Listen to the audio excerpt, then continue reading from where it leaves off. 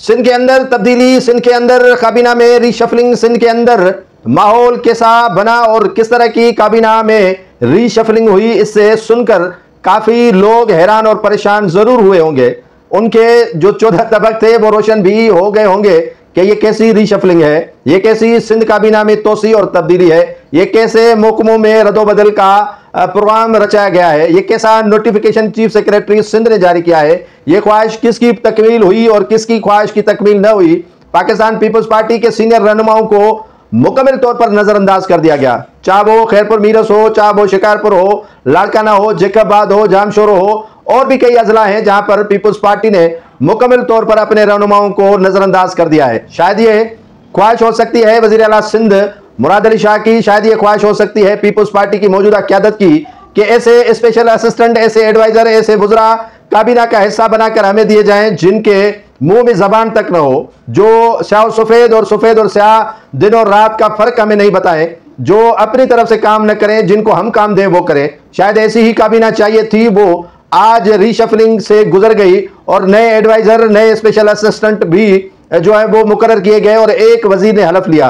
काफी रहनुमाओं ने अपने जो बास्केट थी वो सिलवा के रखी थी और ड्राई क्लीनर से भी धुलवा कर जो है वो रखी हुई थी, और कई रहनुमा तो अपनी गाड़ियों में लेकर घूमते थे कि किसी वक्त भी उनको मदऊ किया जाएगा और वो हलफ लेने के लिए गवर्नर हाउस पहुंचेंगे। लेकिन ऐसा नहीं हुआ। जो तवक्का की जा रही थी कि सिंध काबीना के अंदर बड़े पैमाने पर रीशफलिंग होगी, लेकिन ये तलवार चली एक शाहिद इस्लाम थईम के सर पर, जिससे उनकी वजारत वापस ले ली गई, क्योंकि उस बेचारे ने एक गलती की थी कि सेक्रेटरी जो इनके थे उनसे पंगा लिया था और शायद वो आबिद कुरैशी इससे ज्यादा ताकतवर निकले और इसकी वजारत भी छिनवाई गई।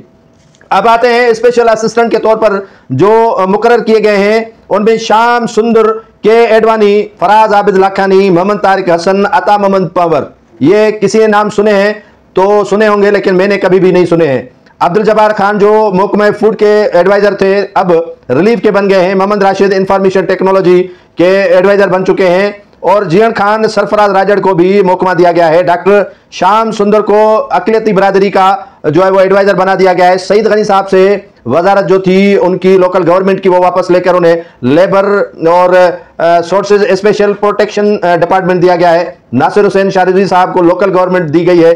जाम खान शोरो को PND का मजीद कलमदान दिया गया है। मखदूम महबूब से फूड डिपार्टमेंट दिया गया है, उनसे रिलीफ की वजारत वापस ले ली गई है। ज्ञान चंद इसरानी को रिहेबिलिटेशन की वजारत दे दी गई है, यानी वो रिलीफ का काम करेंगे। इसी तरह जो काफी घोटकी से मेयर अली नवाज खान राजा मेयर का नाम शामिल था। शिकारपुर से इम्तियाज शेख आगा सराय दुरानी शामिल थे और इसी तरह खैरपुर मीरस से मंजूर हुसैन वसान साहब शामिल थे और जामशोरो से मलक असद सिकंदर का बेटा जो इन्होंने रिसेंटली नासिर हुसैन शाह से मिलकर जो है वो सदर से काफी जो है वो रंजिशें खत्म करवा कर पेचअप हुआ था, उसका नाम भी शामिल था मलक सिकंदर का, लेकिन उसे भी वजारत नहीं दी गई। इसी तरह जैकाबाद से भी काफी नाम शामिल थे। लाड़काना कंबर शहदाद कोर्ट से जो है वो चांडिया और मक्सी तकरार चल ही रहा है और चलता रहेगा और पीपल्स पार्टी की क़यादत वहां पर सुलह नहीं करवाएगी। उनके नाम भी शामिल थे कि नवाब जो है वो बुरहान खान चांडियों का नाम शामिल है, लेकिन उनको भी जो है वो नजरअंदाज कर दिया गया। शायद हो सकता है कि ये रीशफलिंग जो है वो